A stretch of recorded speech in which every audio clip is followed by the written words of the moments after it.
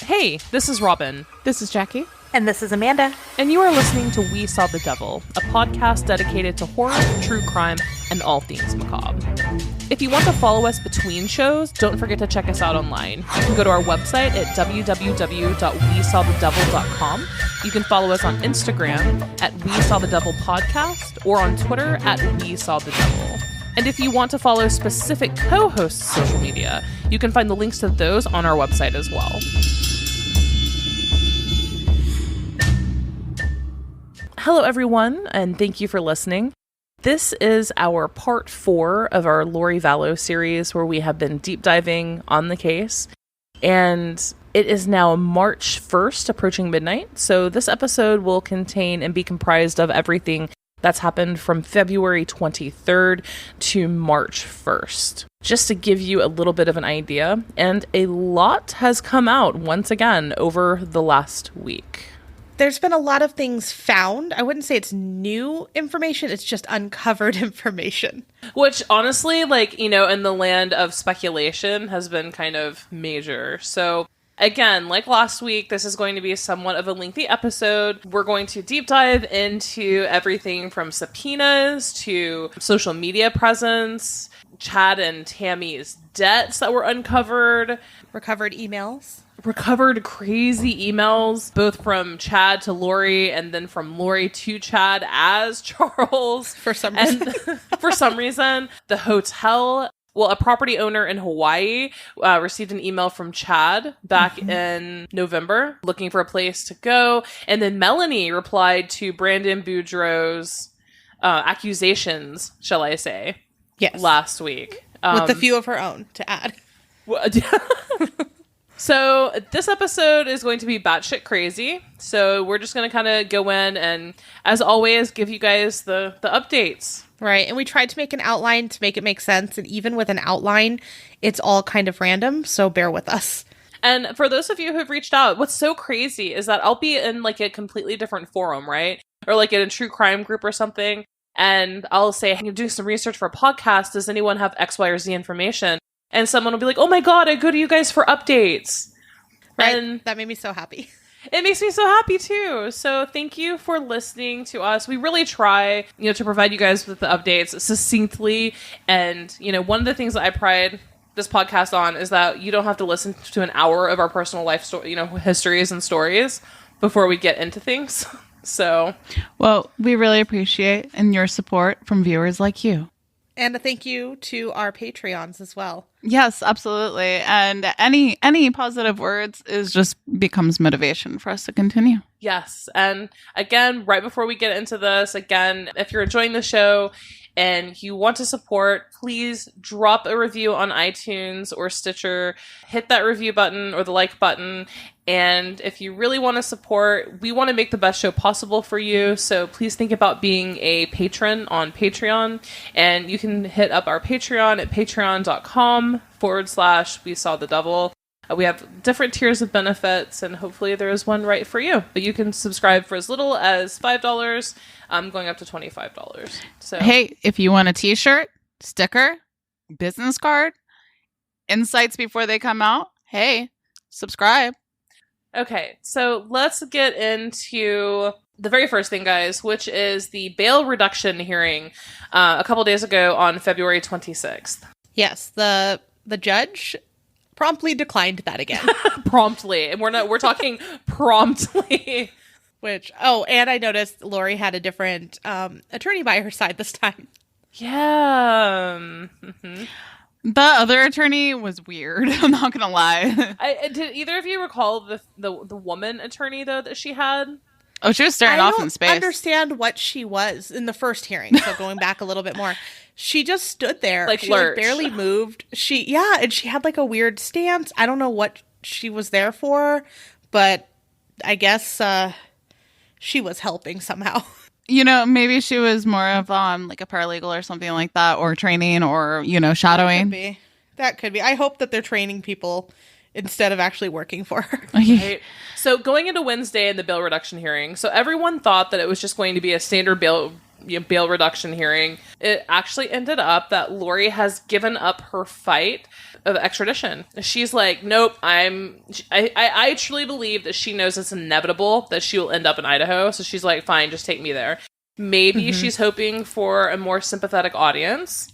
Since Rexburg and Idaho is more LDS populated, with Mormons. But yeah, so she is going back to Idaho, and apparently law enforcement officers from Idaho are on hand, and she'll be transported in the next couple days. Can we talk about how the mighty fall so hard? Her hair, since she can't straighten it, oh my God, she looks like a different person, you guys. Mm-hmm. No makeup, no moisturizer. You know that she looked like she needs some moisturizer, I'm just saying. She has the female version of Justin Timberlake's hair in the late 90s. Oh, the ramen. The ramen. That has soup hair. Yeah, she has soup hair. She has ramen hair now. I do too. It's okay. Yep. It's okay, Lori. Well, on top of that too, this jail that she's in supposedly is a very nice jail compared to where she will be going. Oh, what have you heard about that one? Just saying that for the standard, and again, they haven't really released where they've been keeping her, but like the standard person, they have a very, fairly easygoing schedule. I know it's monotonous and they don't like it. They get up super early to eat. They have like outdoor time and TV time and all of that, because they were a little worried that everyone would know who she was because of their TV time. But from what I've been reading is where she will be going, it's not going to be as nice. And, think of it, Hawaii weather, the outdoor time versus Idaho weather. Just little things like that. Yeah, so she also has access to a PlayStation right now. Oh my God, I want access to a PlayStation in prison. Sounds like heaven. Sounds like a gaming cave. Wow, I didn't read that part. So, yeah, she's probably going somewhere that doesn't have PlayStation, I'm hoping. I hope so. She doesn't deserve it. Like, where the hell are the kids, man? So, yeah, she will be extradited. As of, I know the update that I read was as of Friday, February 28th, just because it's the weekend. I don't think much really will happen as far as moving. But as of Friday, the extradition was still being planned and deputies had not yet left Idaho for Kauai. And that was per Justin Lum. And as Amanda said, her bail remained the same, right? So 2 new questions will arise once she reaches Idaho. She's eligible for another bail reduction hearing. So she can apply to have her bail reduced again. And let's say it is. Okay, let's say that she's bailed out. She can also request home detention too, right? Basically like ankle bracelet and shit. If that is actually the case, where does she go? Does she go to Chad Daybell's home that he once shared with Tammy Daybell, now deceased? That would be utterly fucked up if true. Interesting. Well, let's hope it's not, because something else that surfaced this week was how much Chad had in his bank account. Mm-hmm. And now this is not to say that Chad has, potentially other bank accounts. Yeah, of course. Well, let's actually, do you want to start with what surfaced on Chad and Tammy as a whole with their debts? Yeah, that's a good start. Because then we can kind of go from the bottom up. So it basically surfaced over the last couple of days that Chad and Tammy had over $350,000 worth of debt and filed for bankruptcy back in 2008. And the bankruptcy paperwork, someone, I believe maybe Justin Lum, came up with the bankruptcy papers from 2008. And they were in such a dire financial situation. They had over $100,000 in debt related to their book publishing company, Spring Creek Book Company, which was Chad Daybell's publishing company that he used to publish people like, Julie Rowe and so forth. Their assets totaled $149,657, but they had debts in the amount of $353,000. Their assets included their home, which was priced out at $135,000, and they had less than $100 in their bank accounts. Basically, anything they owned, and their book company was worth $0. Right, and that was back in 2008 when they filed. Mm-hmm. Chad Daybell listed the asset copyrights to 20 books written by, Chad Daybell, like the debtor. He listed an annual income of $2,000. And then finally, they owned a 1997 Mazda Protege that was valued at $2,000 and a 2005 Chrysler Town and Country van, a turtle, 2 rabbits, and a parakeet. But the van was worth $10,000. I'd pay more for the animals. Yeah, me too. They still owed $95,000 on their home, $7,000 on a second mortgage. They were paying off a $37,000 lien. They listed 5 kids ranging from 8 to 16 years old. Both of them listed their jobs as book publishers. Chad's average income was $3,300, and Tammy pulled in a whopping $1,500. And at that time, Chad was working part-time at the Springville City Corps, and Tammy was working part-time as an overload technician. So with that little income, though, how were they even living? That's a great question. Very lightly. Probably in debt. Well, who was helping them?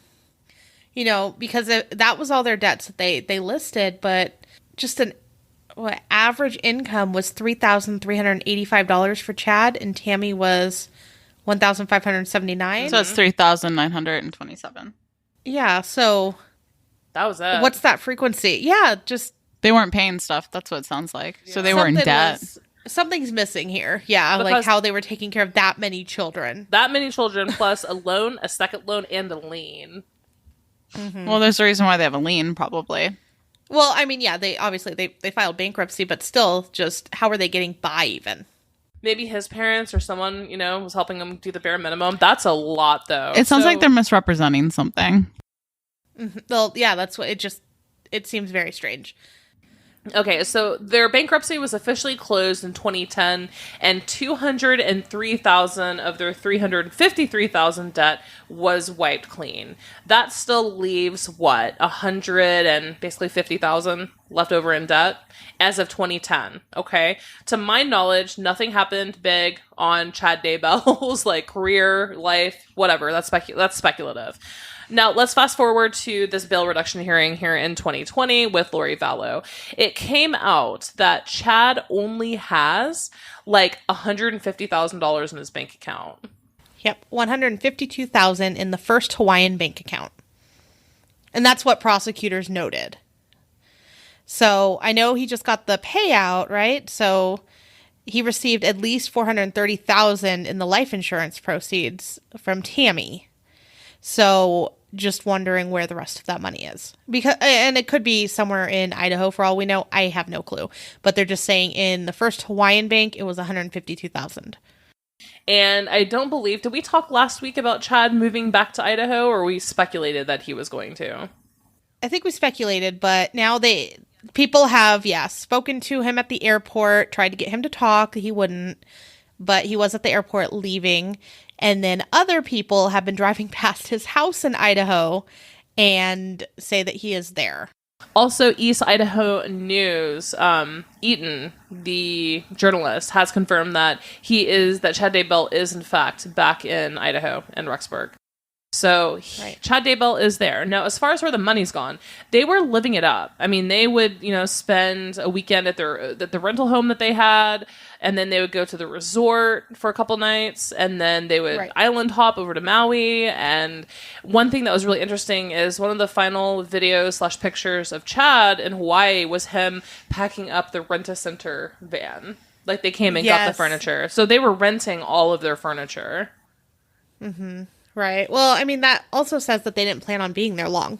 Maybe she knew it was coming. The jig is up. Yeah, they knew it was going to happen when they got there. Like, there's just no way of nothing coming of it. So I'm sure it was just, should we buy things? Nah, I'm going to be, arrested soon. Or because, that was after she didn't produce the children anyways. So interesting stuff there. Let's see.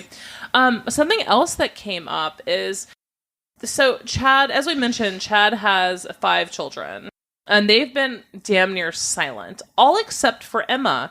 And some of you may recall, Emma is the daughter. She's married, has kids of her own, but she, for some reason, likes to flip off and give the middle finger and make funny faces at media and reporters. So you may have seen those videos. Well, someone found her Reddit account. And so apparently, long story short, because people can't just follow true crime, they have to take it real life and then dox people. So Emma ended up taking her account offline. However, A screenshot was taken. This post was made back in November. And basically the title is Exhuming Body Without Family Permission. And this post goes on to say, and it is confirmed Emma Daybell. She says, my mother passed away on October 19th, 2019. The coroner told us it was natural causes. It looked like textbook definition of heart failure. The death was unexpected and my family has taken it hard. My dad has already remarried. A friend of the family lost her husband earlier this year, and for whatever reason, she and my dad decided to tie the knot. It feels weird, but I already had a positive relationship with my new, quote, stepmom, and she has helped our family grieve. It's definitely a weird marriage. Both still talk to their former spouses frequently. My dad misses my mother terribly. A few neighbors, led by my aunt in our small town, have decided that since my dad remarried so quickly, he murdered my mother. This started out as a benign, although hurtful rumor. It has escalated to the point, however, that they exhumed my mother's body for an autopsy. The family had no warning. We went to visit her grave and her body had been dug up. I don't know the results of the autopsy yet, but I feel extremely violated. I just want to grieve. I'm hurt that my aunt would cause so much trouble. Has anyone else experienced anything like this? I feel so alone. That's a sad post. Yeah, that's really, sad. And not only that, but it looks like she joined Reddit back in October, right after her mother died. Right after Tammy died, she joined Reddit, only in the group, the subreddit Grief Support. Oh, got it. Yeah, that's sad. And when was that posted? Does it have a date? So she wrote this in December at some point. I can't see the exact day. Yeah, Tammy's body, I believe, was December 11th, I want to say, was exhumed. So who is she referring to as her aunt then? Probably Tammy's sister, right? I would think so. So I'm wondering then, Tammy's sister possibly is who she's talking about, Samantha William, because she's the one that told police that Chad and Lori had said, or Chad had said Lori had no young children, or had said to her that she didn't. Very confusing. There's so many people. So many people. But that's really, it's like really Game sad. of Thrones to me. So many people, so many storylines, so many plots. I just can't keep up. It is, but that's incredibly sad. And, since Emma is the one that's always making a deal and sticking her tongue out and showing being just kind of outrageous, that her Reddit feed of, showing the tender side, the upset side, she was grieving so hard. Right. So that was interesting to see. Well, there was another thing, and I don't know which of his kids this is technically about, but it was published a day ago by Fox 10. And it's talking to our favorite Rowe friend. And so that's Julie Rowe. And what it says is Julie said that she had spoke to Daybell's daughter. So it could be Emma. I don't know how many daughters he had. The day her mother died. And she was saying that she was afraid that her father would remarry. So that was her big fear. Mm-hmm. And then, in that other part that you just read, though, she said that she had a good relationship with her. So that's just kind of strange. If you have a good relationship, I mean, I guess you could still be afraid of your parent remarrying someone that you liked just because it's like a replacement. But that's crazy to say on the first day that your mother's dead. No, that's absolutely insane. I don't even think would you think about that the first day? I feel like grieving's hard. There's no right or wrong way to do it, I guess. But it's just an odd thing, to me at least. Nothing about this family has been normal. Yeah, but that's what Julie Rowe says. Again, who knows if that's right or wrong, but that is in the article. Now, also, speaking of Tammy's autopsy, I checked the status on that. They did say it could take up to a year, right? Right. So I was really curious as to why it could take such a long time. Right. And so I did a little reading on it, and basically it depends on the state of the decomposition, the different chemicals and toxins that could be found, right? Okay. But apparently the main thing is that on doing the autopsy, they need to figure out 3 different, whether it's therapeutic, toxic, or lethal, like the amount of, the toxin. So anyway, so if you recall the case of Dr. Harold Shipman, he was a doctor in England, and he was estimated to have murdered 220 patients. Jesus. During his practice. Probably one of the world's worst serial killers, right? So basically, the vital evidence in his case was the drug analysis on exhumed bodies. They exhumed 9 bodies that he killed, and they were able to do a thorough drug analysis and interpretation of the morphine, in his case, morphine concentrations. So it's not murder if it's malpractice. Anyway, from everything that I've read, it's actually possible that law enforcement in Idaho already has the results and they're sitting on it, because here's the thing. They will actually sit on results until they have a corresponding police investigation, right? Like corresponding police investigation into it before they actually fully put out the cause of death sometimes. That's especially smart. If the FBI is involved. Mm-hmm. So they could already have the full, for people being like, why isn't Chad arrested? Why hasn't Chad been arrested? It's very actually possible for Idaho to have Tammy's autopsy back. It does link poisoning, and they're just trying to put the pieces together so that they can go ahead and get Chad. So, that is possible, guys. There are so many moving cogs and wheels going on at the same time. That is actually possible. It makes it harder for them to come up with a defense with their attorneys and stuff, too.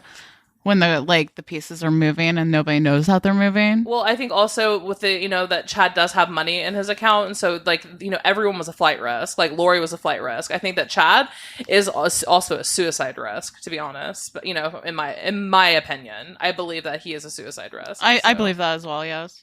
That picture of him, too, if you saw it, of him in his car, and how just the look of just stress and... Look, I think you're the one that mentioned it looked like he was almost pulling out his eyebrows. Yeah, it looked like he was pulling out his eyebrow hair. Yeah, that's not crazy. So I'm sure. Yeah, he is not doing well. But another thing we looked up, just speaking of, waiting for results, I looked as of today. So again, it's March 1st at Maricopa County records for Alex. And it still says manner of death is pending.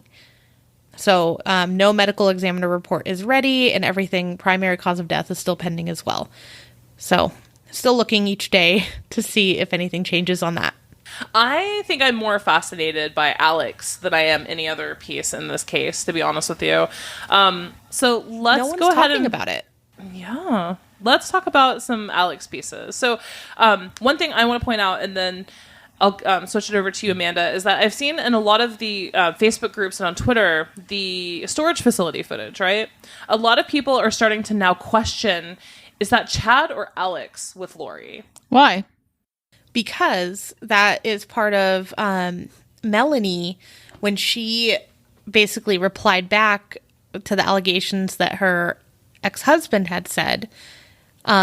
She was like, well, it couldn't have been Alex because he's in the video footage on that day. So the day of the shooting that happened to Brandon, or Alex is in the footage from the storage lockers, supposedly. You can't tell, but her lawyer pretty much said, well, or I think it was her lawyer, there's an interview with someone surrounding the case saying, well, from a verified source, that's him. And they're like, who? He's like, his cousin. So again, it's hard to tell because it's just outline of whoever's there. And I guess the mannerisms, if you knew both of them, you could probably decipher who it is. But without knowing how each one holds themselves and walks, it's kind of hard to see. I saw the video, and it looks like they're moving car seats to me. It's kind of weird. Yeah, there's a whole list of things that they could have been moving because it's just the shadow or outline of it. It's hard to see. It's the angle, if that too. Wasn't... Yeah, but if Alex is the one that shot, then do you guys have any idea or any guesses on who shot at Brandon? No fucking idea. And I feel like over the last week since we last recorded, right? Since the 23rd, so much other shit has just been come out. So I do believe that it was Alex at that storage facility, right? I personally believe that it was Alex based on the police, not dash cam, chest cam, whatever. I believe that was Alex. So therefore, like you just said, who shot Brandon? Who fucking knows? Because then if you really want to get into it, also at Melanie, I guess we'll just cover Melanie right now, but also at Melanie's hearing, who showed up? But Azulima Pastines. Yeah, as well as Lori's sister. Yeah, and Lori's sister Summer were both present at Melanie's court hearing. Now, riddle me this, someone. Zulema Pastinas was married to Alex for less than 10 days? Like less than a week, even? It wasn't very long. So Alex ended up dead in Zulema's bathroom, and Zulema's son had no fucking idea who it was, thought it was her boyfriend. You know, that entire thing we covered in our last episode. Why, then, was Zulema at Melanie's hearing? Right. The only thing they got married a couple days, or a day, right? After Alex got married. So, and he was their witness. So I wonder if she was also present. So maybe, they bonded over their wedding weekend. That's, it's just this random woman that he married. This random, almost 60-year-old woman just decides to come to this cute little blonde girl's, custody battle. I feel like she was sent there as a watchful eye. I don't know, man. I don't know. It's kind of weird. Who killed Alex? Do you guys have any thoughts on that? Do you guys have any thoughts on who killed Alex? I mean, only she and her son were home. So, well, only her son was, because didn't she arrive? It sounded like, at least when you listen to the 911 call, sounds like she gets there. Do you not think it was normal, the 911 call? Why? Because the way that he was speaking was just very, I got what did he say? I'd have to get the call back up. Like, a man in his 40s and he's not responsive. Okay, tell me more. Alex, you okay? It was just very, it wasn't like someone you knew. If someone you knew was her, even if it was a common acquaintance, you'd have more feeling for this person. But it was like a total stranger that he knew his first name and didn't even care, didn't care about this. I feel like even a stranger, you'd be like, oh my gosh, what can I do? Yeah. He declined all of it.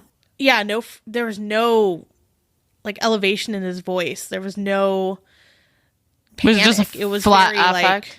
Yeah. And then when they're like, can you get him down? I can walk you through how to do, I think it was CPR. He's like, well, there's feces on the ground.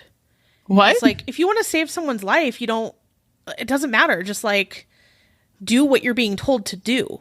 But this guy was just like, eh. Why was there feces on the ground? Either he was pooping as this incident happened, or his bowels released themselves due to... Yeah, so that came out, the Alex storage, and so Melanie's custody. So Melanie went to court, and by herself. Brandon did not show up. And I don't think he was needed for this part, if I understood it correctly. I was unsure. Yeah, I think it was a custody hearing, so I think that they both go and again, it's very fuzzy because all that's being released really is them walking in and then what her lawyer put out. So there was a press release, or I don't know what you'd call it, for February 26th. So I have that in front of me. I can read little parts from it. But let's recap really quick before you do. On the 23rd. Yeah. So don't forget that on the 23rd in the child custody hearing, from Brandon, right?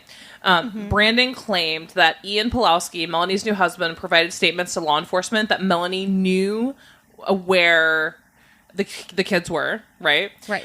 They also claimed that that Ian Pawlowski told law enforcement that Melanie, right, told her new husband that she conspired with Alex to kill Brandon. Brandon also alleges that Melanie was motivated by a $1 million life insurance policy. And so it sounds like, right, on that custody paperwork on the 23rd, Brandon made it out to seem like Ian Pawlowski, Melanie's new husband, was just spilling the beans. Right. And then, Amanda, if you want to cover on the 26th, Melanie's response to that. Yeah, so it's a document from the law office of Robert P. Jarvis. And it's titled Melanie Pawlowski Speaks Out. And which is very legal sounding. Yeah. Well, the first sentence in the document is bold. And it says, Melanie Pawlowski, if I can speak. So Melanie Pawlowski does not know the whereabouts of her aunt's children. Brandon Boudreaux lies to wrongfully influence the child custody case. Media irresponsibly reports one-sided and unsubstantiated accusations. Brandon Boudreaux hides his own family's dark and sinister acts and past. This seems very, like you said, it just doesn't seem very, proper. But it's from Mesa, Arizona, and the highlights of it is kind of that. She says that, or he says that she cooperated with law enforcement, including meeting for hours with the FBI on 3 separate days. And she told the FBI that she does not know the whereabouts of the missing children. Brandon has a history of victimizing women, which probably an extension of his extreme and dark use of pornography. Which, okay. Melanie confronted Brandon in June of last year with proof of his pornography addiction and homosexual affairs. Yeah. I mean, that just fucking went from 0 to, 60 in 1 second. Yeah. It goes pretty crazy. So it also says he retaliated with threats to attack her and take the kids. He carried through his threats by lying in the court documents. So basically they're just saying, all right, media, you're very one-sided. He has this, and this. And that he lies about things. Well, here's my question is, didn't he have the kids to begin with and she tried to steal them? Yeah, that's the thing, too. In that text that came up, she's like, you can keep the kids in Arizona. You'll just have to find daycare. Yeah. And then the thing with the text I don't like is that it says, you can open up that text. It's much longer, but you only see the first sentence of that text. So that does lead me to think, what did she continue with there? Did she say, I would gladly take the children here? We have no idea. For some reason that is cut off. We don't know what she said after that, other than the kids can remain there with you.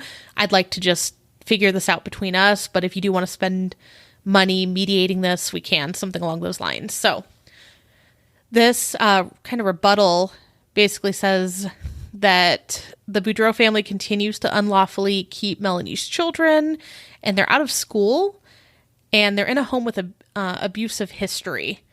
They're saying that he's manipulative, that Brandon Boudreaux has failed to tell investigators about his family and how they've covered up child molestation, drug addiction, kidnapping, assaults, and even killings. What? And organized crime. Wow. Yeah, that they're an organized crime family. And then it says, as shown in the storage video, Alex Cox was in Idaho on October 2nd, the day of the alleged shooting. There simply is no truthful evidence that Melanie was involved in any way. In fact, it is more likely that Brandon Boudreaux was involved in one of his elaborate manipulations. So basically, he shot his car himself. Right? Makes sense to me. Weird. So I don't know. They both seem kind of crazy. I mean, if any of these allegations are correct, both of them just seem... That was Chandler, insane. Arizona, where he got shot, right? Okay, well, regardless, though, right? It was in Arizona, and the footage was taken in Rexburg. So from Chandler to Rexburg, it's 920 miles in 14 hours. So it's not like if it was Alex in the video that he could just, hop, skip, and jump down to Chandler, or vice versa to try. Well, if he did get on a plane immediately, it's only, 2 hours, I think. That is true. So, I mean... Could have. I guess we don't know the time that video was taken versus the time that he was shot at. And I'm sure law enforcement at this point does know if he decided to board a plane. So I'm guessing so, yeah. So the letter from the attorney goes on, though, and says Melanie was never associated with a cult. Melanie is a lifetime member of the Church of Jesus Christ and Latter-day Saints, and her beliefs are consistent with the church. Melanie holds close her belief to loving God. She loves her children and respects life. Okay, so, and then it just goes on, yeah, but it's false accusations, and it's just, throwing more stuff into it for the child custody. Now, the one thing that I didn't like is the way that he ended it. It says, everyone's asking where Lori Vallow's children, asking where they are. Why is no one asking the same question about Melanie's children? Right. And I kind of want to shake him and be like, well, we know that Melanie's children are alive. We know where they are. We know that, they are with a family. I guess they're being cared for. I guess the statement that they're saying, though, is okay, it could be with a bad family. We don't know. Hopefully they're not. Hopefully they're being loved and they're being well taken care of. But no one knows where Lori's children are. No one has seen that they're alive and well. So I feel like the way that he ended it was just disrespectful to the two missing children. At least maybe I'm a little too uppity about it, but it's just, that just seems very, just disrespectful. So there's part one with the Melanie. So Melanie replied, and we already have that, making apparently Brandon has, dark porn and homosexual affairs. So right. And I wonder what the proof is of his homosexual affairs. I wonder too. It sounds like a fucking party. Well, I just want to know, like, what happened? What is this proof that she has that he is such a terrible person as far as, like, the dark porn and who knows what he's doing, but I just don't see. He was so dark and awful, she was willing, remember, to just leave the kids with him. Well, yeah, that's my point, is like, what is this proof? And then you left your kids there? So who's the bad parent? I don't know. But I guess we don't know. We don't know who's right. We don't know who's wrong. We don't know who has the dark porn addiction. I don't know. Or the homosexual affairs. Who knows? As Rexburg turns. I feel like it sounds like everybody, the description, like. Yeah, so we don't know who to believe with that, but that is ongoing in Mesa. So Madison County, Rexburg's county, issued 2 subpoenas in connection to Lori and the children. So there are a total, actually, of 4 subpoenas are addressed to the Madison County School District, Kennedy Elementary School in Rexburg, and the owners of a Kauai beach resort and a rental property in which Lori Vallow and her husband, Chad Daybell, stayed. So there are 2 subpoenas for the school, 1 for the beach resort, and 1 for the rental property. Correct. So, do you want to talk a little bit more about the subpoenas? Sure. So the subpoenas compel the property owners or officials to appear in court on March 9th for a hearing in Madison County. So they're basically seeking the records, anything related to the couple's lease or rental agreements from Hawaii. So that was from August 1st, 2019 to present. So anytime they may have even been looking at the properties, I guess, because none of this went down until September. As well as any record related to the school, any of the education programs for JJ, just literally anything with their information on it they want. So they're also looking at least the hotel that they were at, or the resort. They're looking for booking information, reservation dates, how they paid, phone records, just literally anything related to the resort. So they want it by March 9th. They want them there for the hearing. Now, she's still in Kauai, and I don't know if she'll be there by then, but I guess they're still going to go forward and get all this information. And I believe if you read the actual subpoenas, they seem very like they're very forcefully written. Yeah. They want these documents and they want it immediately. So hopefully that gives us more information about, like, when did they start planning these trips, or, like, when JJ went to school, how many days was he gone? Like, was he actually going to school every day? Just, there's so many different things it may answer that we're not even thinking of. No, it's true. Thank you. Now that we're talking, though, about, like, lease agreements and stuff from Hawaii, did you want to bring up that lovely email that came out? Yeah, so let's talk about letters and emails. This is the letters and emails section of our show, because it's going to be a section this fucking episode. Okay, so let's start with the email from Chad to a rental property. So it looks like KauaiDreams.com is a realty company, and Chad Daybell responded and emailed this company regarding a property. And now the email was sent on November 8th, right? So the kid's already missing. It's the beginning of November. Don't forget that the police go towards, like, the end of November, like the 28th, I believe. So early November, Chad emails this property and says, quote, "We are interested in seeing this property. Would the owners be interested in leasing this property to a clean couple with no pets or children? Please let us know. Thank you." Mm-hmm. No children. No children. So that also just goes again that they never made it to Hawaii. Now, that email was sent to the police, And then also, I believe Fox 10 got a hold of it from Julie Black, and that's the owner of Kauai Dreams Realty. Yes, that is correct. So terrifying that they just want to be so open about the fact that they don't have children now. What's so interesting is that Julia Black got this email, didn't open it, because, she clearly gets, like, a lot. If you look at her inbox, right, it's, like, all the 7th and the 8th. And she gets a lot of emails, and she actually said that she didn't recognize it until she went back, like, after this shitstorm happened, and then she saw his name in her inbox and was like, what the fuck? Oh my God, that's crazy. And that's just crazy, though, for a realtor not to be so up to date with emails, too, just saying. I mean, nothing... I just feel like a realtor wants that money. But it is interesting that it was just sitting there for a while. Then she's like, oh my gosh. So here's this email I have. And they literally spell out that there are no children. But there is an interview with her that I saw. I think Justin Lum actually shared it, where she did like a video conference with them.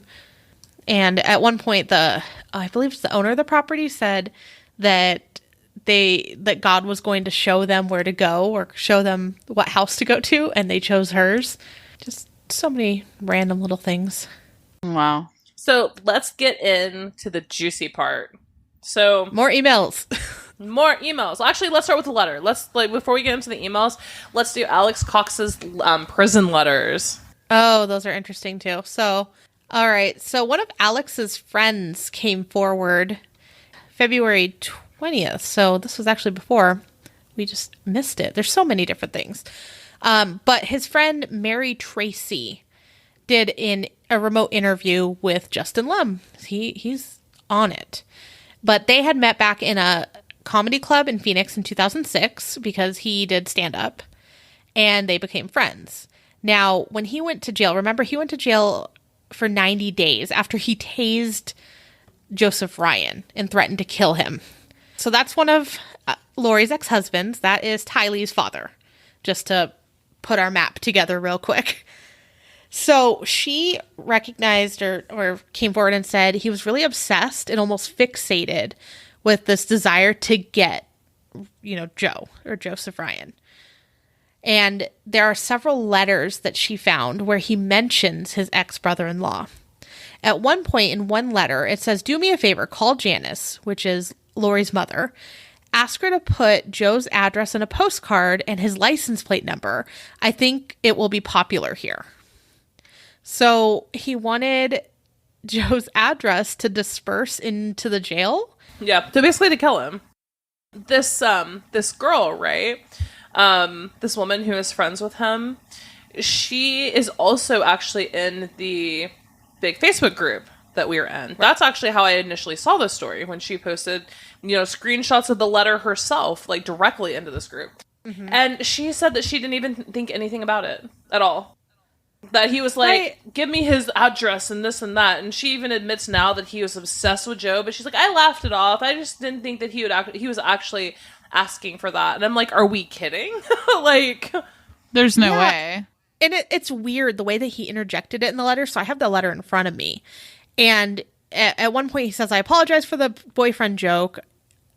I couldn't make it work." So I don't know if he just said something rude or, not tasteful. Then he goes into the "would you do me a favor, call Janice" part. And then he says, "Okay, let's talk about me. We get to go outside for rec 1 hour a day, 4 days a week." So it's just like the way that he interjected it into the letter too was just random thoughts. I'm thinking about him and I want to kill him, or I want people to kill him for me. Now let's talk about what I get to do in jail. Woo, okay. There's another one at the bottom of a letter, and I don't know if it's the same letter. It's hard to tell just because, the paper's the same. But it says, "P.S. Can you get a picture from Lori of one of her ex-husbands and send it to me? Some of the guys would really like to hang out with him. Real talk." What? And he says one of her ex-husbands, plural. So it wasn't even just Joseph. There was 2 others before him.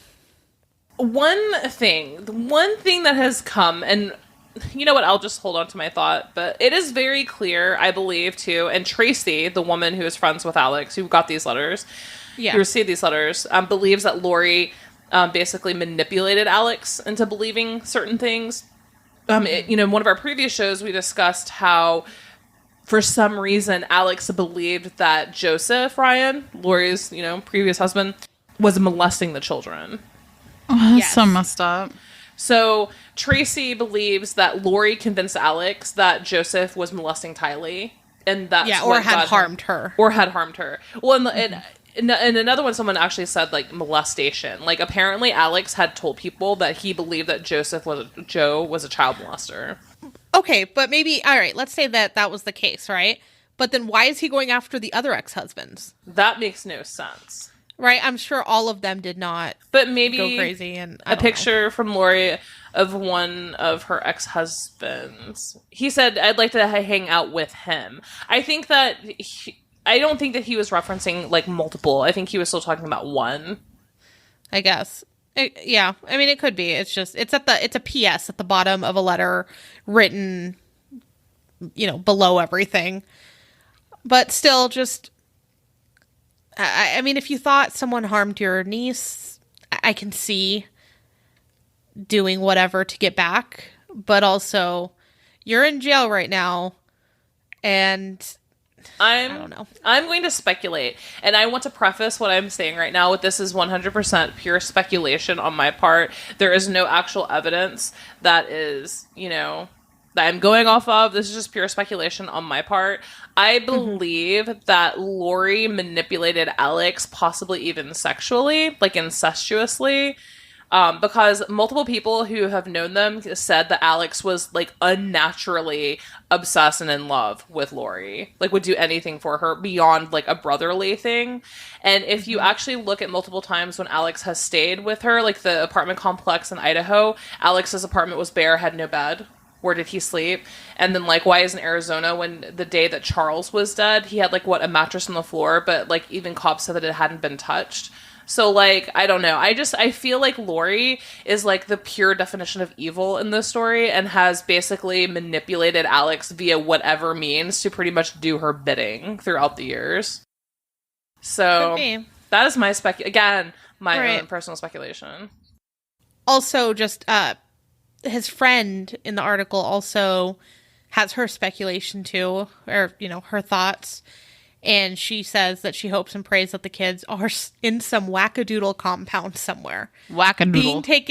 Being taken care of by these wacky, weird people. Mole women.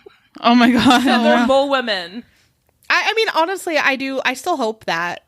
I don't 100% believe it, but I do have that hope that they are being hidden from someone, or, Lori. I'm actually going to them away. I'm actually going to be honest. I have more hope this week that they are actually be alive and hidden than I even did last week. I kind of do too. Yeah, and even Chad finally spoke out. I know we're jumping a little bit, but he did. There's a report told by AEBC, and he says the kids are safe, and that was all he said. He declined to go into specifics with the network about the children's health or where they are, but he did say the kids are safe. I'm going to say likelihood is still slim, but we can be hopeful. And yeah. And also don't forget, the validity of it, I don't know, but the Christopher Parrott, the, founder of Vallow, last week we discussed it on that episode, that he was best friends with Chad Daybell, and he claims that before Lori's arrest that Lori and Chad both spoke to him, and that the kids are safe and well taken care of. Yes. And that they're just waiting, Chad's writing a book about this shit, and they're just waiting for the right time. Now, don't forget, too, that it is now March, and according to Lori and Chad, the end of days is coming up in July. Oh, yeah. We're only 4 months away. Protecting them from the end of the world. Well, that came out, and then also at one point, but did you find the article where it said if she did produce the kids, it was to go to foster care? I've seen that rumor running around lately. It was actually in the live video of court. Okay. Of court. The charge was basically to produce the children for going into foster care. Apparently she had fucked up so badly that they would have been sent to foster care. And see, that's strange. I mean, on that end, or on that part, if that is true, Like, if she were to produce the kids, she would have lost her kids until what? She could prove that she was a fit mother? I don't know. Yes, I don't basically. know. Because, like, and don't forget at that point, right, when she was urged on, what was it, like, January 25th or whatever? Was it January 25th to produce the kids? Or December 20th? I can't remember the day. But anyway, the day that she was scheduled to produce the kids, she did not do that. At that point in this investigation, police already knew that JJ's medication had not been filled. They already knew, all of these things, right? So they already had the ability to charge her for child, like basically desertion, at that point, and neglect. So regardless, her children, had she produced them, let's say that she had them squirreled away somewhere, those children would have been immediately put into foster care. So again, this is why like those kids are dead, is kind of starting to lessen a little bit. Is like, well, shit, maybe Lori realized, that's actually what was said in court in the video of the court. So like hearing. Okay. So maybe they're squirreled away and she's like, no, you're not putting my kids in foster care. But that still doesn't explain the no medication, kids. The dog. Right. And then her just going to Hawaii, like if your kids were still somewhere, wouldn't you want to see them and check their safety? Or I guess they just trust these people so very much with their souls that they don't have to follow up on how their children are doing. It sounds especially unlikely. Their autistic child. Well, and you also know that the government has had, like, phone taps and all sorts of shit on them, because this is now FBI. So, like, they're marking their every telephone and email and text message move. So, like, if they had corresponded with anyone related to the kids, they probably would have been able to locate that at this point. Oh, come on. This is 2020 and everything is smart. Exactly. And if they really want to hear you, they'll hear you. And they'll know what you're doing. But, so let's talk about Yellowstone then. So, and then also the last time Tylee was ever seen was in Yellowstone. So news yesterday, March 1st, about Yellowstone is Yellowstone National Park is being searched. Yep. They're going to start. I don't know when they will start. I believe they said early March, but they're waiting to get rid of some of the snow. There is a woman, actually multiple people on the Facebook group who live in the area surrounding Yellowstone who have said that they have seen multiple vehicles, what appears to be law enforcement agencies, gassing up and going into that area. Completely unsubstantiated as it stands other than people on Facebook, but they said that the process has already started. Right. Well, we'll see. We'll see what happens because, it still has quite a bit of snow. And then also, like, let's say that was the case, that she killed Tylee or, Tylee's body somewhere in Yellowstone. That bought her how many months because of snow? And just, it takes a while to realize they're missing. It takes a while to try to force her to tell them where she is. And then months of snow, that ground is just not going to be easily searched, But it's going to be hard. The ground's going to be solid ice, I can tell you from exactly. Experience. Yeah. And it's going to take a very long time for the sun to actually reach it enough to where it starts to thaw out. So usually around, like, I'm going to say in that area, more than likely, like, almost May for it to thaw out. So if they do have to excavate, it's going to be very difficult for them. And on top of it, those roads are typically closed for most of the off season. So the only people that can usually go through that are like park rangers, state troopers of some sort, or just people who like work within the national forest. So it's going to be very interesting to see what they're able to actually find. Because inclement weather continues to happen in that area for a long time, as far as snow and stuff too.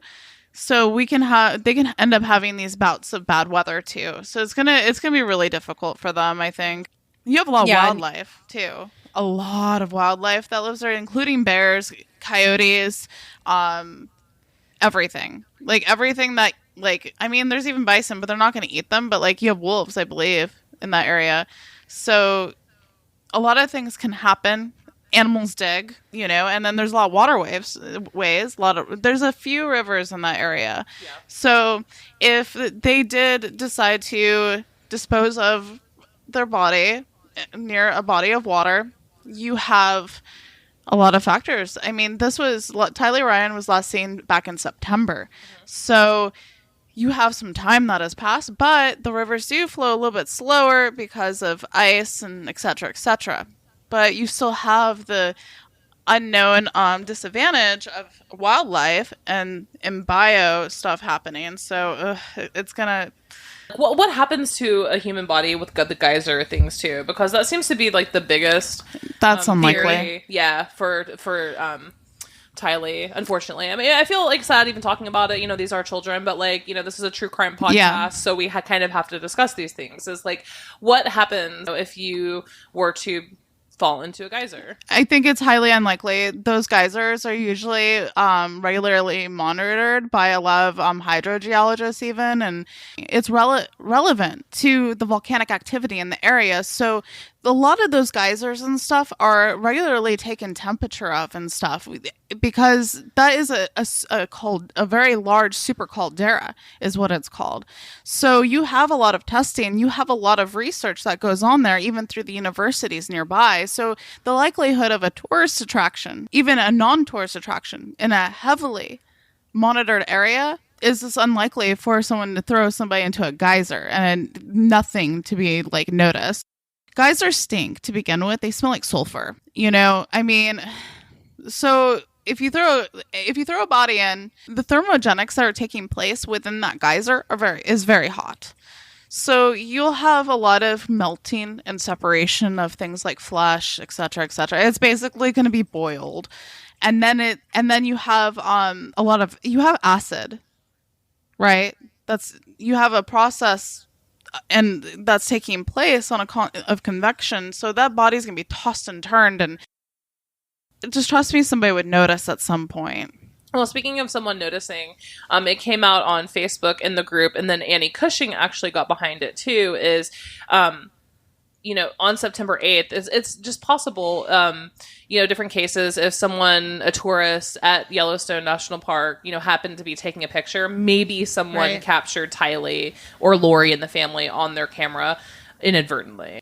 Right. I thought that was smart to reach out and go, hey, look, check your pictures. Wasn't that from like a Forensic Files episode or I can't remember. Was it Criminal Minds or Forensic Files?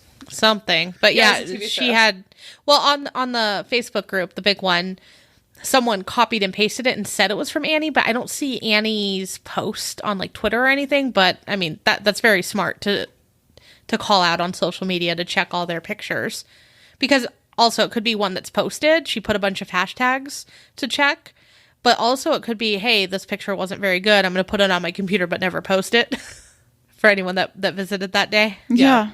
No, it's just very smart. So I wonder how many people are trolling through their own photos from that time. Right. If you were there, check your photos. You were there. I hope that they do find something, just any piece of evidence to help find her, because nobody deserves a fate like that, period. Right. And I believe it was the security camera footage when they went in.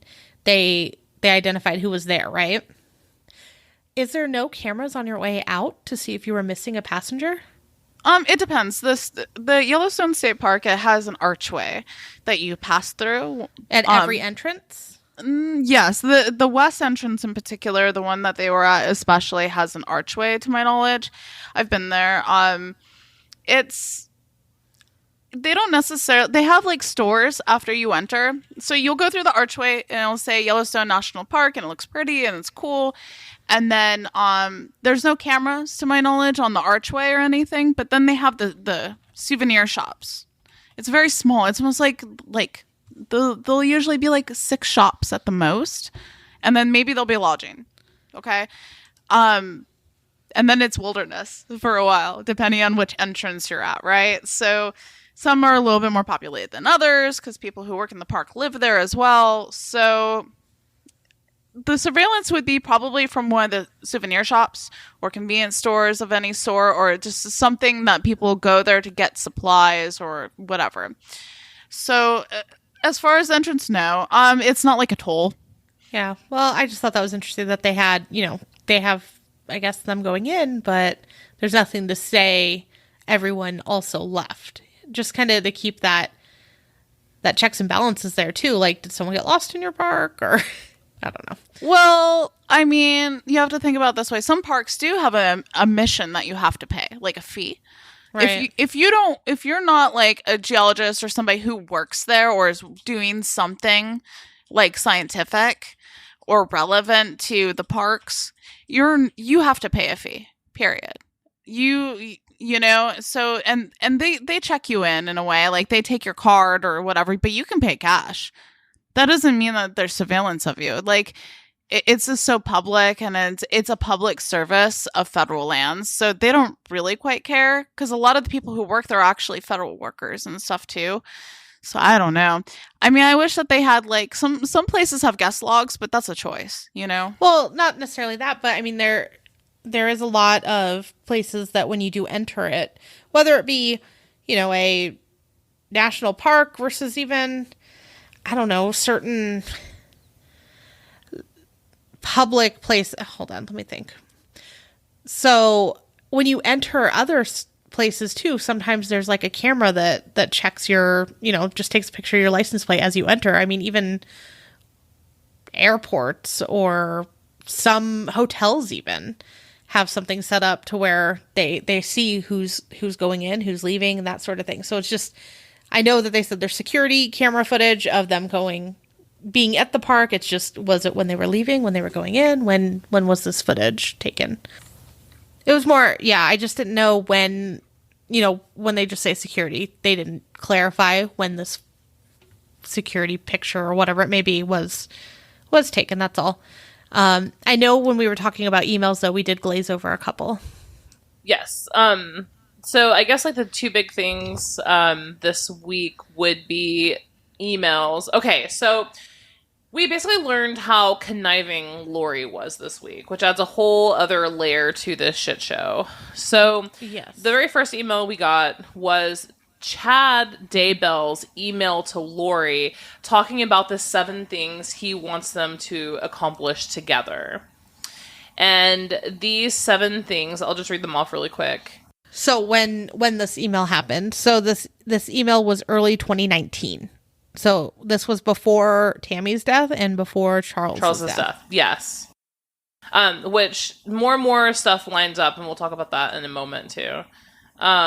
So the 7 things, Chad says 7 missions to accomplish together. And number 1, translate ancient records. Number 2, write the book about the translation process. Number 3, identify locations in Northeast Arizona for white camps. 4, presidency of the Church of Firstborn. 5, help establish the food distribution as the tribulations start and the delegate. 6, ordain individuals to translation as the camps begin. And 7, provide supplies to righteous members of families. And this all sounds very, very, very, very end of days. Yeah, it sounds so strange. So I mean, it's hard to even say, like, what do those mean?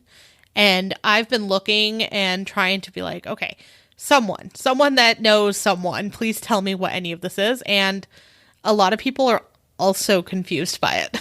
Yeah, a lot of people are really confused by it.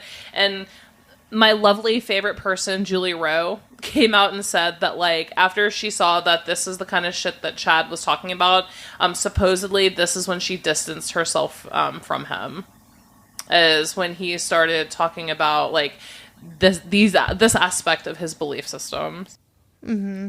Oh, go ahead. Well, just if we want to talk about what we were able to find on some of them. What did you have?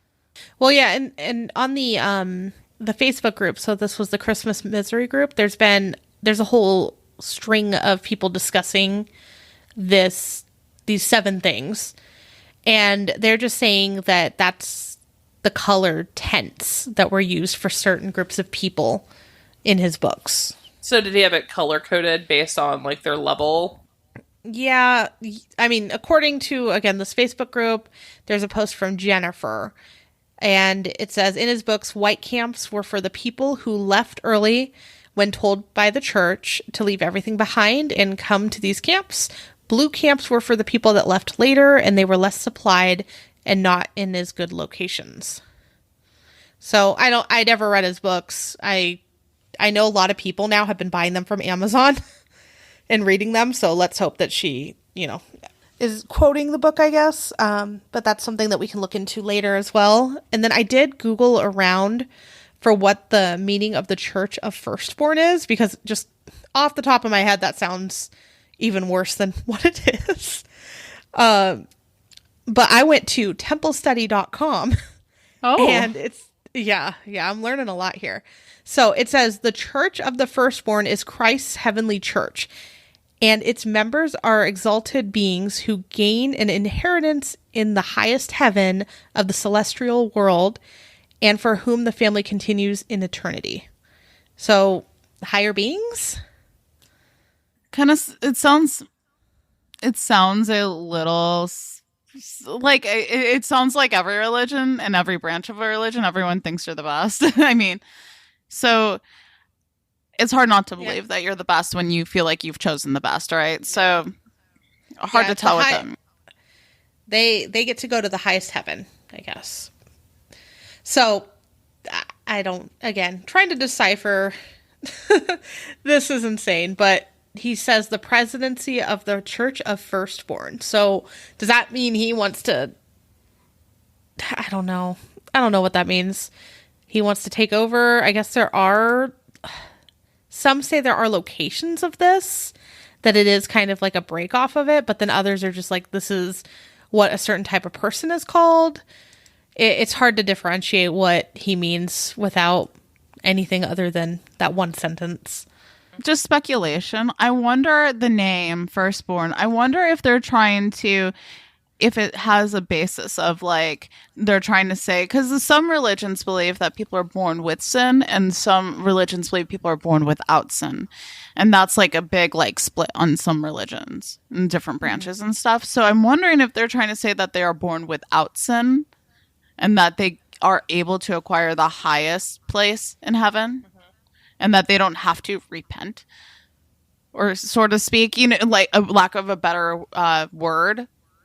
I don't know, but I wonder where, if they were scouting these locations in Arizona too, what were they looking for? And did they find places for these camps? Like where did they end? These were their missions to accomplish together. And remember, they did podcasts, and they did have we don't know what kind of relationship, but they knew each other before all of this went down. So who knows? I tried to listen to some of their podcasts too, and everyone's having a very hard time finding them since they were taken down. But there was another podcast that, Robin, you actually sent me finally a link that worked. Yeah. And I did listen to it in the car, and it was insane. It's absolutely insane. These people are certifiably mentally ill. Like, this isn't like, I mean, this is extreme. Like, they're becoming gods, and they're going to ordain in spiritual bodies, and we're going to live in tent cities, and Jesus Christ is going to come down on like a cloud, and X, Y, and Z. I mean, it's insane. And it seemed like it was one of the first ones with Lori, and Chad wasn't there. It was someone else. But they introduced Lori and how they met. So, or, how the person who was conducting the podcast met her. But it was, I mean, I will say I tuned out a little. It was hard to listen to as far as just all the stuff that they were going over. Do these people hold seminars and stuff? I mean, I don't know if there's seminars, but they did have like get-togethers, I believe. Yeah, I don't know, but let's see. So, yeah, obtaining individuals to translation as the camps begin. Is that when the world's ending? Is that coming up? Or are they going to come back to Arizona and go to the Northeast Arizona white camps? Like, what is this? Yeah. But they uncovered this weird email. If you have any other information that you'd like to add, we would love to hear your side. My interpretation is that it sounds, I mean, correct me if I'm wrong, just interpretation. It sounds like that they're converging LDS with some other Christian like ideology, and then meets it with a doomsday sort of like thing, to where they're kind of like a second coming and stuff, and then relocation, but they're taking the concepts like old school value concepts of LDS and then twisting it into something just different. I mean, because the camps and stuff, like, I don't know how far they go with the doomsday stuff on this. That's what will be very interesting to find out.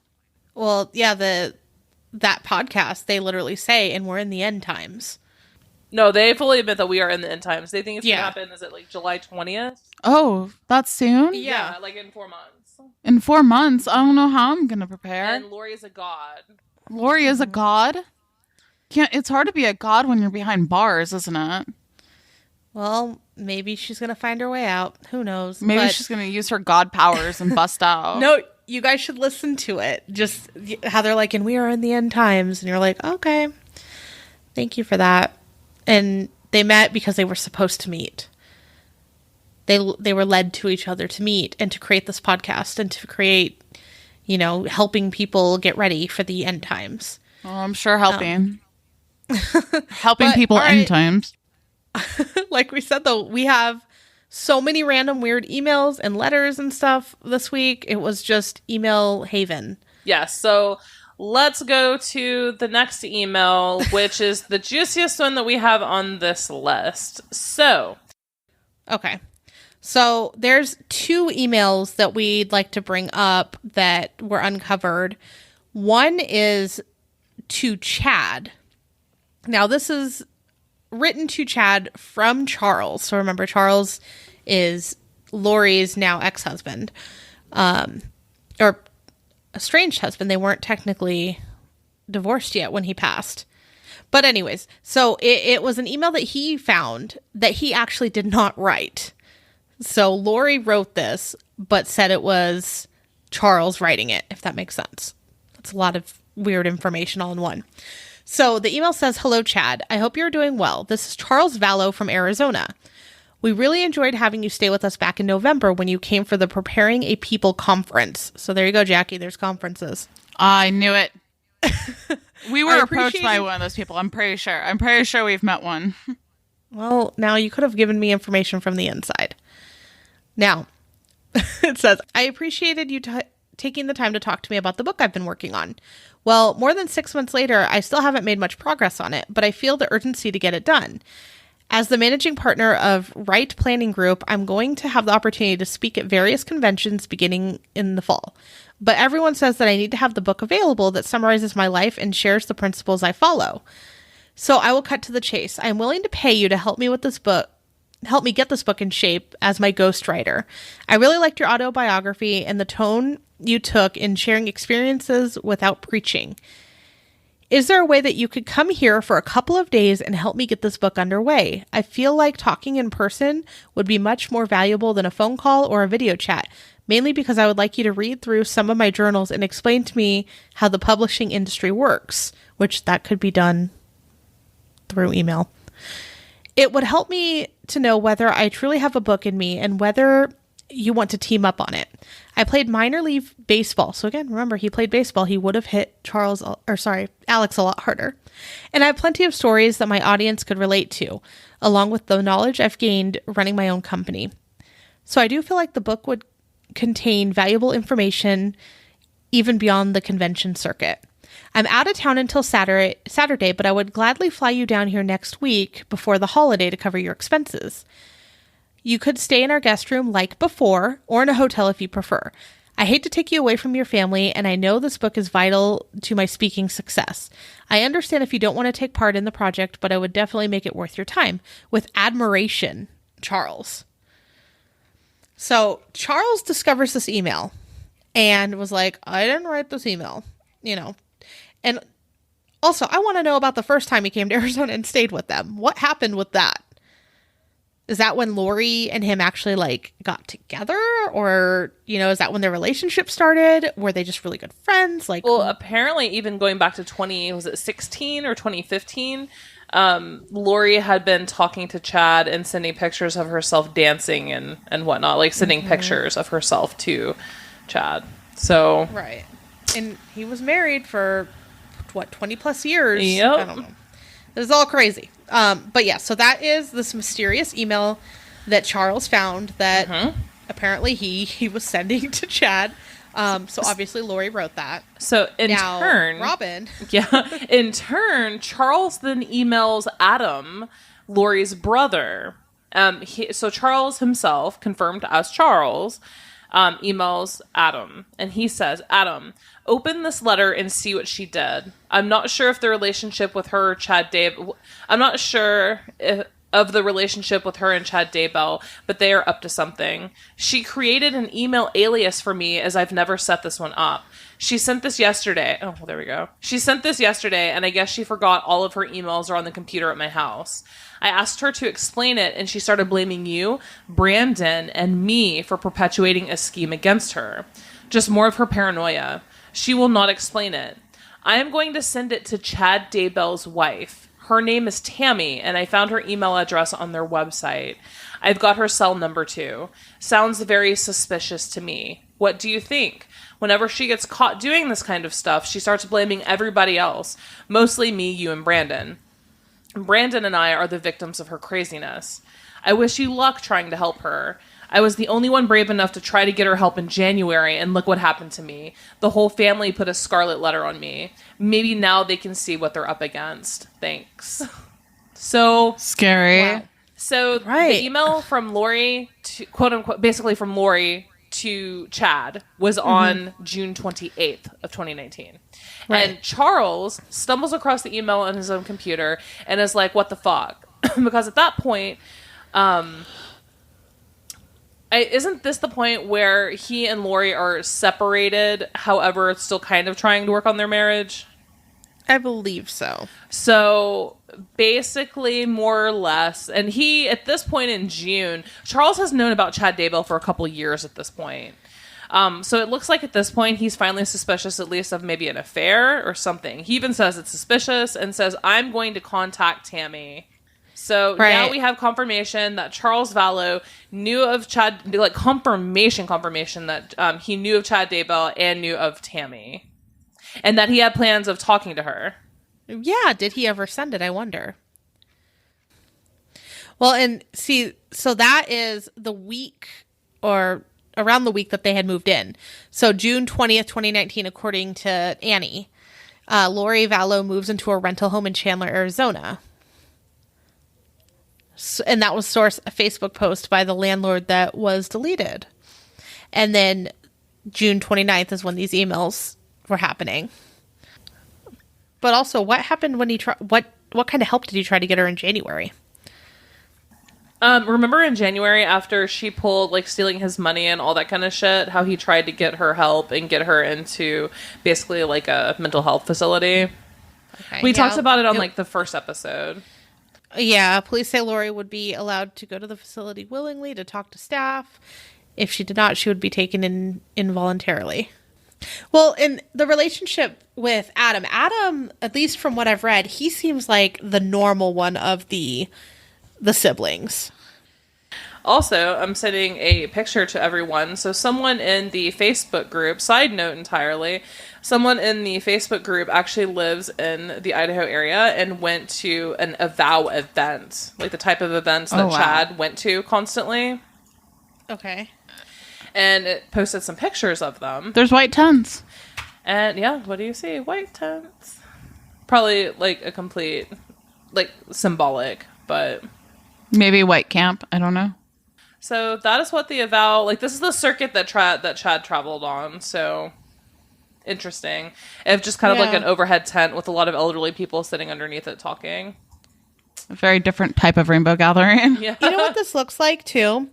I don't know if it's hard to remember what TV show it was, but they were saying like when some sort of like apocalyptic thing happens or world's ending or something crazy happens, they have this weird meetup area and then they practice like drills, like all the people, and that's what this picture looks like to me, is one of the weird drills that some of the prepper people do. Yeah, that's what it kind of looks like. Maybe. Mm-hmm. I wonder if that's what it is. I thought that we'll post them. They're like these really interesting. I do imagine that these dome tents are relatively expensive. Yeah. Well, right. The person that Robin talked about who got accidentally in the cult was like, how much money did she spend in a matter of a few months? 15 to 25,000, she said. Mm-hmm. To Get ready. It costs a lot to get ready for the apocalypse. It's coming in 4 months, you guys. Mm-hmm. Now, something that I would like to cover on our next episode is a lot of shit came out about Lori's family this week, too. About how her dad was arrested, he was arrested, let go, but fined, right? He was fined for practicing law without a license. Her, also for tax evasion. And Lori's mother faked her own death.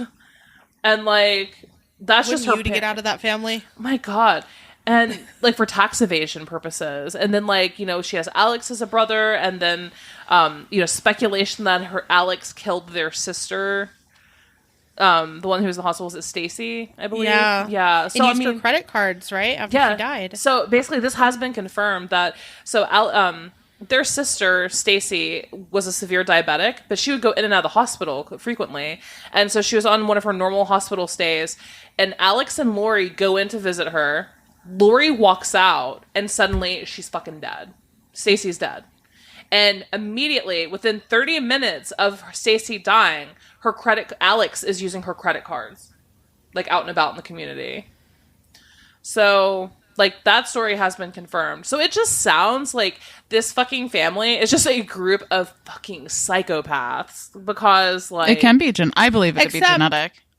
Her other brother, though, Adam, I mean, the one that Charles was reaching out to for help, like, he seems like he has things together. At least from what I've seen about him in some of the posts where they've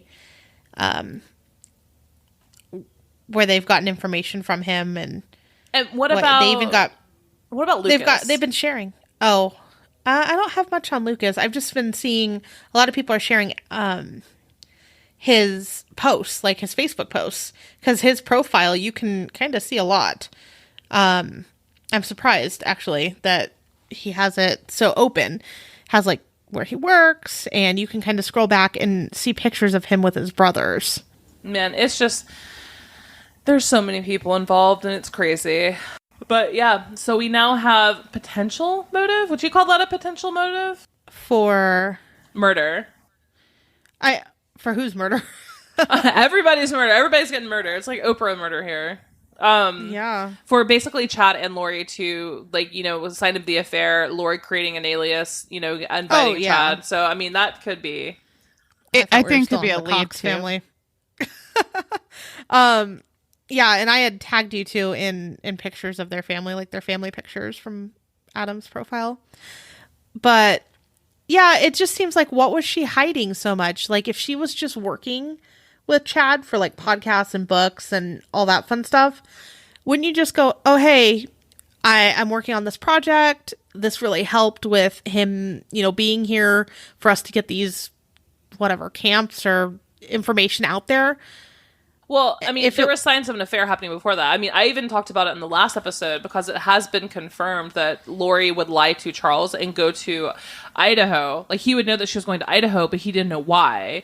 And she was going to see Chad. Like, in, you know, some of his gatherings and whatnot. And Melanie would go with her. So this affair has been going on for probably a couple of years. Speculation, obviously, I don't know the exact date of the affair.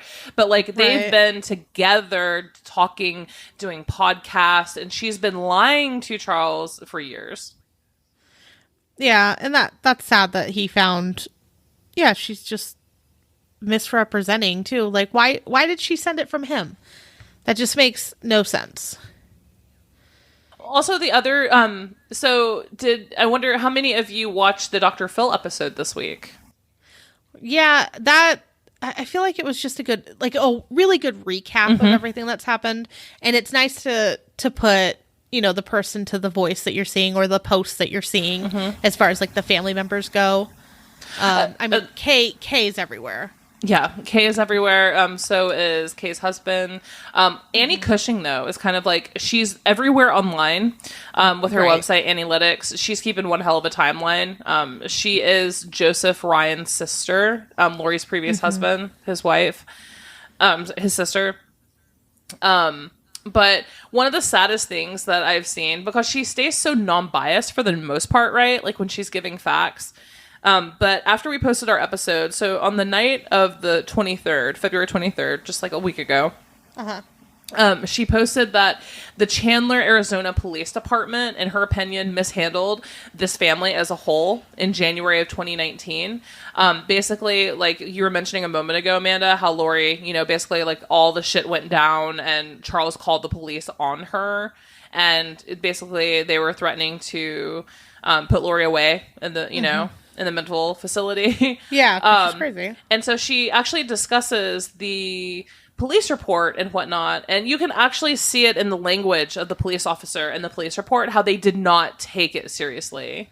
Mm-mm. How they basically saw, a hot little blonde woman and were like, oh, okay.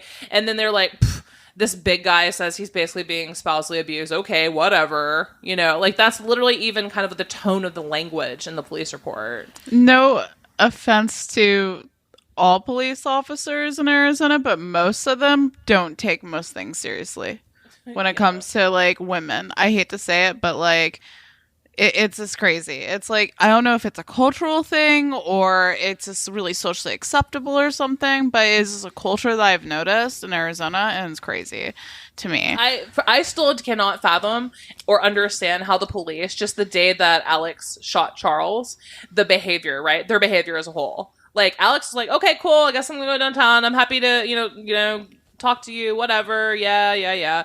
Oh, you need to frisk me? Cool, go ahead. And then Lori's, like, laughing and talking about the neighbors. And it's just like, how did the police not catch on something there? That blew me away when I watched the police cam, and I was just like, really? This guy just murdered someone. And, like, I understand you're innocent until proven guilty. Sure, like, but also take him in and talk to him in a room that you have control over, please. Right. Or just act like someone just died, because I feel like it was just insensitive the way that everyone was handling it. I don't know. But it could just be me being on the poor dead guy's side. Yeah. I don't think that it was self-defense, even though everyone is still claiming self-defense. Who? I just don't. It's still written as self-defense as of right now, from what I understand. They're investigating it. They're still investigating, but it's hard to investigate when both parties are dead. But yeah. I just feel like the blow to the head would have been more significant for a college ball player. Who was a guy of his stature. It just depends, too, I mean, I guess we just need more information as well. I mean, I would like more information so I can make a good There's not going to be more because everyone's dead. Yeah, it's true. So. Well, I mean, unfortunately. Yeah. Also, one of the other things is that people have confirmed that Lori's parents, Janice and Barry Cox, right? So they live in St. George, Utah. And apparently, just some background information, because her parents have been, like, mute on all of this, right? Like, completely mute.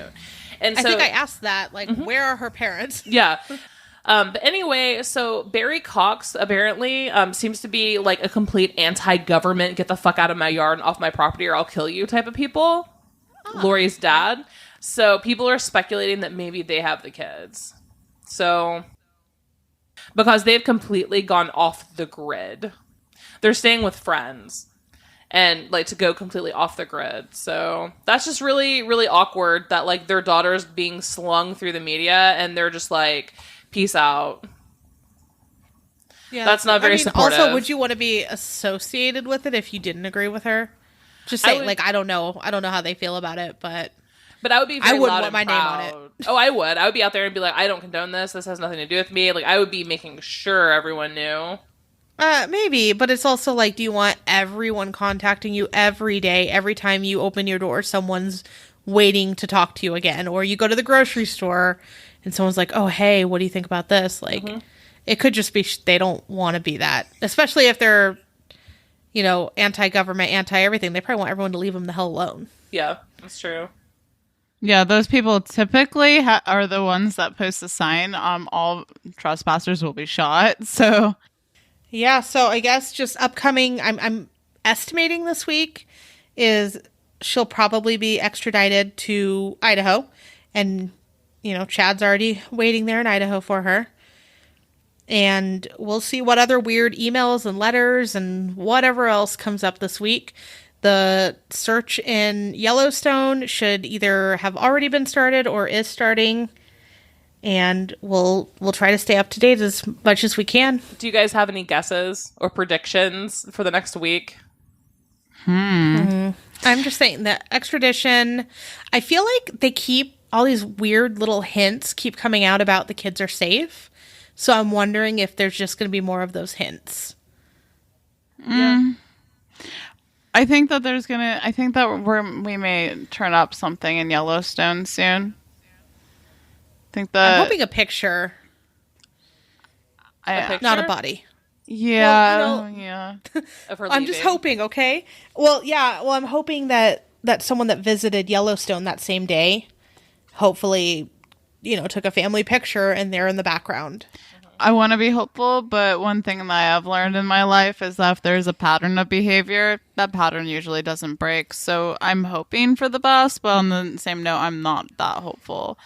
So I hope, I really do wish the best for them, but I just think that we're going to probably hear a little bit more findings, I think, from the FBI and police, and hopefully the autopsy comes back and we get a little more of a definitive picture of what's been going on. Right. I'm just surprised that Alex's hasn't come back yet.